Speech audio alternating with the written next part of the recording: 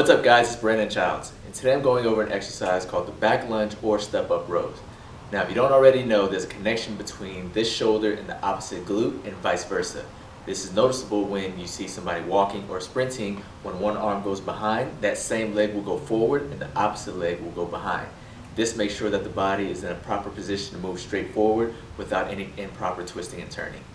Now what this exercise does is it combines the motion of the row, which works on your upper back and shoulder, along with the hip extension of the lunge or step up, which works on your glute and hamstring, and teaches your body how to appropriately engage those muscles together in order to improve that connection, which is going to lead to a better performance overall, whether you're playing sports or any kind of activities in your life.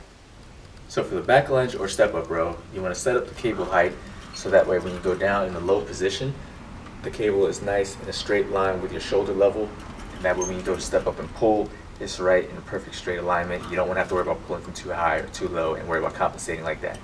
So once you get that set up, the reason it's called a back lunge or step up, because you can there's an option to choose stepping up onto something, or you can just do a regular back lunge.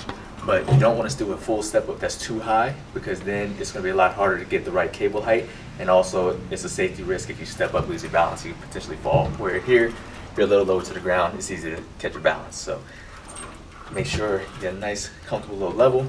So then when you go to step up, start off at the top, arms straight out front. Just like with the normal row, you want to keep your shoulder back and engaged, and you want to be in a position to where the cable is lined up with your chest. And when you pull, you're kind of externally rotating as you pull to make sure you're working the back of your shoulder. So then from there, you step down or do your back lunge. Only go as low to where your hip and knee is the same level. Make sure this hip stays in, this knee stays pointed out, and you're balancing on the inside of your foot.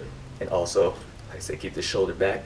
And then when you go to step up, go here, pull back, and now this shoulder and this glute are working together to go through a range of motion. You want to make sure that you choose a weight that's not so heavy that when you pull up, you have to lean back to hold it.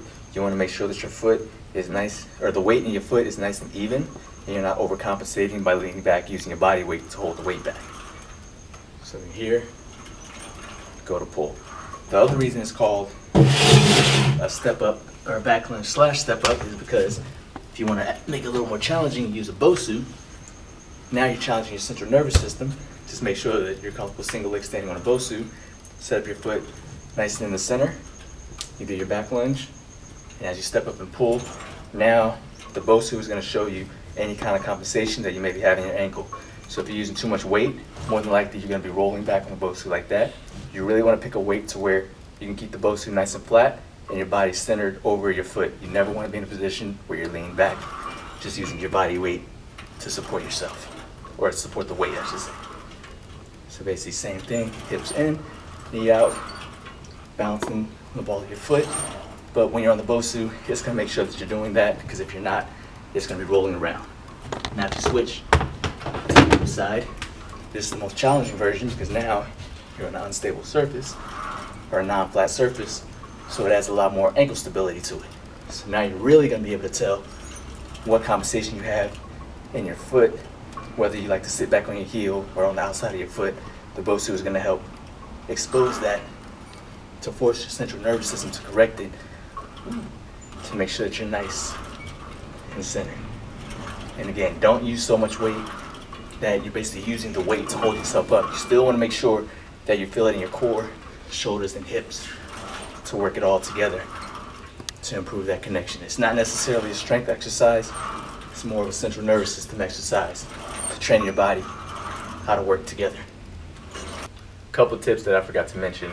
If you notice, when I go to step up and pull, I'm rotating my hand down when it's in front of me and rotating it towards me as I pull back. This just helps to increase the external rotation in your shoulder to make sure that you're not using the front of your shoulder. The other thing, you want to make sure that when you do step up and you're pulling, you're not trying to twist and turn as you pull. You want to keep your chest pointing straight forward and not overcompensate just to try to get the cable back any further. But again, you'll feel that compensation if you're on the BOSU, and that'll help expose it so that you can correct it if you haven't noticed it before. Thank you guys for watching. Be sure to like and subscribe, and if you have any questions or requests, make sure you leave them in the comments so that I can continue to make content that'll bring out your ultra instinct.